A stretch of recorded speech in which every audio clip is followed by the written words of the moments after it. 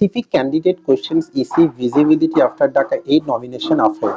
Dhaka 8 এর মনোনয়ন থাকার পরে বহাল থাকার পরে এমসিসি এর একজন ক্যান্ডিডেট ইসির দৃশ্যমানতাকে প্রশ্নবিদ্ধ করেছে।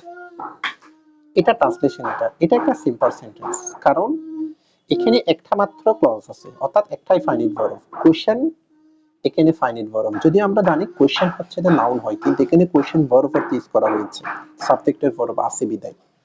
এবার আফটার এর পরে, আফটার কনজাংশন না, এখানে আফটার এর পরে যেটা আছে সেটা হচ্ছে যে এখানে নাউন ফ্রেজ, কারণ এখানে কোনো ফাইনাইট ভার্ব নাই।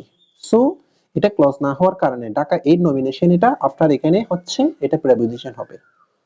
এখানে আরো দুইটা আমরা ওয়ার্ড ফরমেশন শিখতে পারি, যেমন ভিজিবিলিটি, এটা নাউন, ভিজিবল থেকে ভিজিবিলিটি হয়েছে, নাউন হয়েছে। আর নমিনেশন, এটা নাউন, নমিনেট থেকে নমিনেশন হয়েছে, ভার্ব থেকে নাউন হয়েছে।